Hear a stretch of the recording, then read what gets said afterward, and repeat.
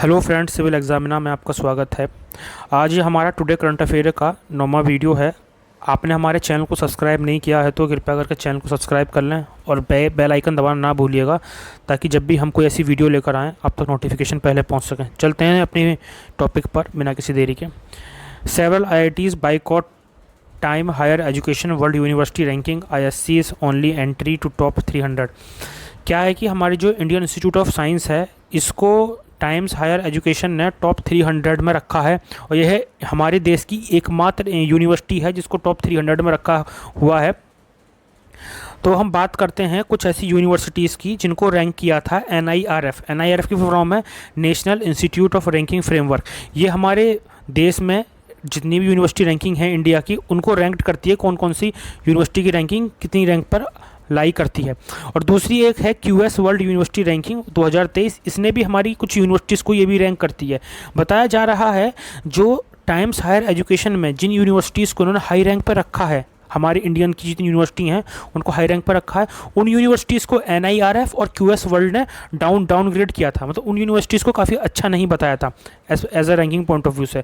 तो इनके जो डेटा को यहाँ पे क्या है कि हमारे जो कंट्री के जो रैंकिंग फ्रेमवर्क है और उनका जो टाइम्स हायर एजुकेशन का जो रैंकिंग फ्रेमवर्क है, उनके बीच में कॉन्फ्लिक्ट क्रिएट हो गया। तो क्या होता, 2020 में कहा गया जो हमारी 7 IITs थी, IIT बॉम्बे, दिल्ली, गुवाहाटी, कानपुर, खड़गपुर, मद्रास एंड रुड़की, इन्होंने 2020 में डिसाइड किया कि हम जो आपका टाइम्स हायर एजुकेशन की जो वर्ल्ड रैंकिंग निकालती है यूनिवर्सिटीज़ को, हम इसको बाइकआउट करेंगे। बाइकआउट के कारण बताया गया कि इनके ट्रांसपेरेंसी और पैरामीटर जिनके बेस पर ये हमारे कंट्री की यूनिवर्सिटीज़ को रैंक करते हैं, उसमें कुछ डिस्क्रिपेंसी हैं, उसमें कुछ खामियां हैं। और ये अगर डेटा शो करें कि ये हमारे कंट्री में जो रैंक हैं ये किस डेटा के बेस पे कर रहे हैं, और थोड़े इससे ट्रांसपेरेंट मैनर में हमें पता चल पाएगा कि हमारी यूनिवर्सिटीज़ हैं वो कहाँ लैग कर रही हैं। ये इस तरह कोई डेटा शेयर नहीं कर रहे, इसलिए 7 IITs ने इस रैंकिंग को बाइकआउट किया था। मैं आपको बता दूं, टाइम्स हायर एजुकेशन और QS, जो QS की फुल फॉर्म है क्वैक साइमंड्स, ये दोनों का जो हेडक्वार्टर है वो लंदन में है। ये लंदन बेस्ड है, जो आपके डिफरेंट हायर एजुकेशन इंस्टीट्यूशन को रैंक्ड करते हैं। ठीक। और अगर नेक्स्ट आती है बात, हाँ, कुछ दिन पहले 2021 की बात है, IIT गुवाहाटी ने इसको रीजॉइन कर लिया था फिर से, इस रैंकिंग को। ठीक है ना। वैसे इसका देखा जाए तो काफ़ी उसका उसमें रहा है डिस्प्यूट मामला द टाइम्स हायर एजुकेशंस का। अब देखते हैं आगे क्या रहता है, क्या इसमें वो ट्रांसपेरेंसी लेकर आते हैं अपने पैरामीटर्स में, तो ये तो आने वाला वक्त ही बताएगा। हाँ, एक न्यूज़ आ रही है आपका साइबर सिक्योरिटी से। क्या है कि साइबर सिक्योरिटी पोर्टल लॉन्च किया है, इसका नाम है मिधानी की फुल फॉर्म है, यह है मिश्रा दत्तू निगम साइबर सिक्योरिटी पोर्टल। उसको लॉन्च किया है chairman and managing director SK Jha ने। ठीक है ना। और ये आपका एक साइबर जकरोटा महा के तौर पर लॉन्च किया गया है, और ये चलेगा आपका 31 अक्टूबर तक। ठीक है ना।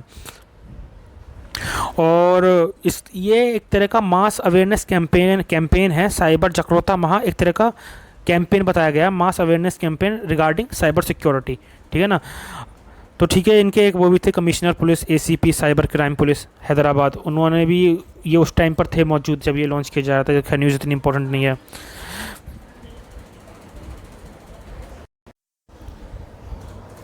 हाँ, मैं बात करूँ आज के आगे किसी टॉपिक से पहले कुछ बात करना चाहता हूँ। हमारा दशहरा ओवर आज ख़त्म होने वाला है। आप 30% का फ़ायदा उठा सकते हैं, या आज आपके लिए आखिरी दिन है, तो आप जाइए हमारे पोर्टल पर और आप परचेज़ कर सकते हैं कोई भी कोर्स या फिर कोई सब्जेक्ट, इसका PDF नोट्स वगैरह, वो आपको सस्ते दामों पर मिल जाएगा। 30% छूट मिलेगी इस पर, अगर आप यूज़ करते हैं हमारा कूपन कोड DUSH10। आज आखिरी दिन है, मैं दोबारा बता रहा हूँ, आप जाके इससे परचेज़ कर सकते हैं, कल ये आपका ऑफ़र ख़त्म हो जाएगा।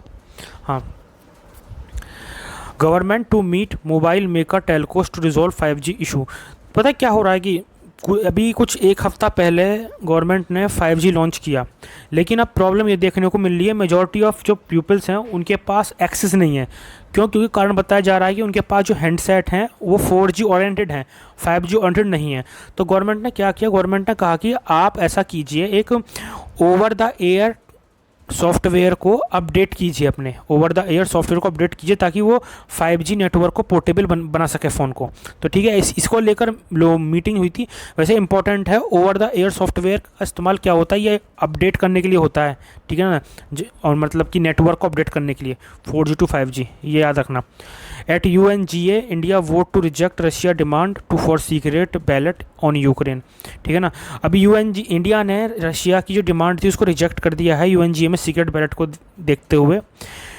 क्या था कि इंडिया ने वोट किया है, इंडिया ने रिजेक्ट किया जो वो रशियन के क्या है ना, एक रिजोल्यूशन पास किया जा रहा है UNGA के अंदर। क्या रशिया ने क्या किया था कि पिछले फरवरी से, यानी कितने महीने हो गए, 6-7 महीने पहले कब्जा किया था यूक्रेन के 4 रीजन के ऊपर। ये तो डोनेट्स्क, खारसोन, लुहांस्क और ज़ापोरिज़िया, ये यूक्रेन के कुछ 4 रीजन है जिस पर रशिया ने कब्जा कर लिया था। और इसी को लेकर UNGA के अंदर रिजोल्यूशन लाया जा रहा था इसके अगेंस्ट, रशिया के अगेंस्ट। उसमें इंडिया से रिक्वेस्ट की थी रशिया ने कि हमारे फेवर में वोट डालिए, पर इंडिया ने उसकी डिमांड को रिजेक्ट कर दिया है। आगे चलते हैं। नासा से spaceship successfully deflect asteroid to test to save earth. क्या हुआ था कि कुछ दिन पहले 26 सितंबर को नासा का एक डर्ट मिशन था। डर्ट मिशन क्या करता था? डर्ट मिशन जब नासा ने लॉन्च किया था उसका एक ही मकसद था कि जो हमारी अर्थ के ऊपर जो आने वाली एस्टेरॉयड हैं उनकी डायरेक्शन को डिफ्लेक्ट करना, ताकि वो हमारी अर्थ पर मतलब हिट ना कर सके, जिससे हम तबाही से बचा जा सके। तो नासा ने इसलिए डर्ट मिशन लॉन्च किया था। तो नासा ने जो चुनी थी वो एस्टेरॉयड, उसका नाम था डिमोरफोस। डिमोरफोस एक एस्टेरॉयड थी जो आपकी चक्कर लगा रही थी या दूसरी एस्टेरॉयड डिडीमोस के चारों तरफ, ठीक है ना। डिडीमोस भी एक एस्टेरॉयड है और डिमोरफस जो थी डिडीमोस के चारों तरफ चक्कर लगा रही थी। तो उनका पर्पस था डर्ट मिशन का कि हम अपना एक स्पेसक्राफ्ट वहाँ पर स्ट्राइक करेंगे और उसकी जो डायरेक्शन है डिमोरफोस की जो डिडीमोस के चारों तरफ लगा रही है उसकी डायरेक्शन को चेंज करेंगे, यानी कि इनवर्ड की तरफ देखेंगे। अगर हम सक्सेसफुली उसकी डायरेक्शन चेंज कर पाते हैं सक्सेसफुली, तो हम आने वाले फ्यूचर में जो भी कोई ऐसा थ्रेट होगा एस्टेरॉयड को हिट करने का अर्थ पे, उसको अवॉइड कर सकते हैं, ठीक है ना। इसलिए इन्होंने डर्ट मिशन को लगा था। अब नासा ने बताया है कि जो उनका जो स्ट्राइक थी जो 26 सितंबर को हुई थी डिमोरफोस से, वो सक्सेसफुल रही है। और डिमोरफोस ने जो अपना जो ऑर्बिट है वो इनवर्ड की तरफ शिफ्ट कर लिया है थ्रू दिस स्ट्राइक, ठीक है ना। तो बस इतना ही था। बस अगर आपको हमारा वीडियो पसंद आया हो तो हमारे चैनल को सब्सक्राइब कीजिए और बेल आइकन को दबाना ना भूलिएगा, ताकि जब भी हम कभी आपको ऐसी वीडियो बनाए तो नोटिफिकेशन पहले पहुंच सकें। Thank you so much and best of luck for future examination.